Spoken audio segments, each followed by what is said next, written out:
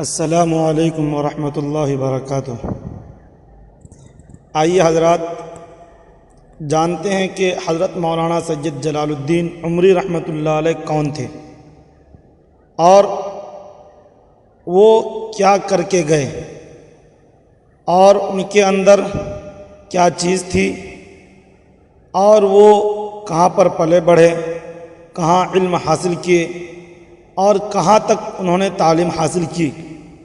آئیے ہم جانتے ہیں حضرت مولانا سید جلال الدین عمری رحمۃ اللہ علیہ کے بارے میں۔ ہم سے ہو گئے رخصت ہمارے پاسباں۔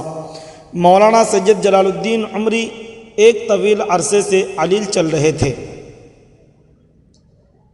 26 اگست 2022 عیسوی کو دیر شام تقریباً 8:45 بجے 88 سال کی عمر میں الشفا ہاسپٹل میں اپنی آخری سانس لی اور اپنے تمام عقیدت مندوں اور اعزاء و اقربا کو سوگوار کر گئے۔ نماز جنازہ دوسرے دن صبح 10 بجے مرکز جماعت اسلامی ہند کیمپس میں ہوئی اور تدفین شاہین باغ قبرستان میں عمل میں آئی۔ اللہ مولانا کی قبر کو نور سے بھر دے، آمین ثم آمین۔ مولانا مرحوم بہت ہی خود نواز، فراخ دل، سادہ لوح، پاک طینت اور شریف الطبع انسان تھے۔ آپ کا شمار عصر حاضر کے بڑے عالم دین میں ہوتا تھا۔ آپ ایک بلند پایہ مصنف، صاحب نظر، محقق، زمانہ شناس، داعی اور ہمہ جہت صلاحیتوں کی حامل شخصیت تھے۔ آپ جماعت اسلامی کے سابق امیر اور تحریک کے اہم ستون تھے۔ آپ کا وصال اس قحط الرجال کے دور میں بڑا خلا چھوڑ گیا۔ مولانا مرحوم کی ولادت 1935 عیسوی میں جنوبی ہند تمل ناڈو کے ضلع شمالی آرکاٹ کے ایک گاؤں پتگرم میں ہوئی۔ والد صاحب کا نام سید حسین تھا۔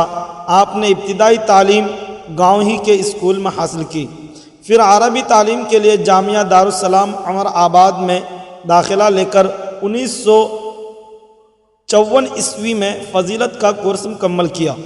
اسی دوران مدارس یونیورسٹی کے امتحانات بھی دیے اور فارسی زبان و ادب کی ڈگری منشی فاضل حاصل کی۔ علی گڑھ مسلم یونیورسٹی سے BA اونلی انگلش پرائیویٹ سے پاس کیا۔ اس کے بعد جماعت اسلامی ہند کے مرکز رامپور آ کر اس کے شعبہ تصنیف سے وابستہ ہو گئے۔ آپ 1981 عیسوی سے 2001 عیسوی تک ادارہ تحقیق و تصنیف اسلامی علی گڑھ کے سیکریٹری، اس کے بعد اس کے صدر بنے۔ آپ سہمائی تحقیقات اسلامی کے مدیر، all India Muslim personal law board کے نائب صدر، آل انڈیا مسلم مجلس مشاورت کے سپریم کونسل کے صدر، جامعۃ الفلاح بلریا گنج اعظم گڑھ کے شیخ الجامعہ اور سراج العلوم نسواں کالج کے مینیجنگ ڈائریکٹر، اور 1991 عیسوی سے 2008 عیسوی تک جماعت اسلامی ہند کے نائب امیر اور اس کے بعد اپریل 2019 عیسوی تک اس کے امیر بھی رہ چکے ہیں۔ طویل عرصہ سے جماعت کے مجلس نمائندگان اور مرکزی مجلس شورا کے رکن تھے۔ مولانا مرحوم کا شمار عالم اسلام کے ان چند ممتاز علماء میں ہوتا ہے جنہوں نے مختلف پہلوؤں سے اسلام کی نمایاں خدمات انجام دی ہیں اور اسلام کی تفہیم و تشریح کے لیے قابل قدر لٹریچر تیار کیا ہے۔ اسلامیات کے مختلف گوشوں، عقائد، قرآنیات، علوم سیرت، انسانی حقوق، عصری مسائل اور اسلامی معاشرت پر آپ کی 60 سے زائد تصانیف موجود ہیں، جن میں سے اسلام کی دعوت، عورت اور اسلام کی معاشرہ، عائلی زندگی اور جماعت اسلامی ہند کی خدمات آپ کی قابل قدر تصانیف ہیں۔ اللہ تعالیٰ مولانا مرحوم کی خدمات کو شرف قبولیت سے نوازے، جنت الفردوس میں اعلیٰ مقام عطا کرے، لواحقین کو صبر جمیل عطا کرے اور تحریک اسلامی کو ان کا بہترین نعم البدل عطا فرمائے، آمین ثم آمین۔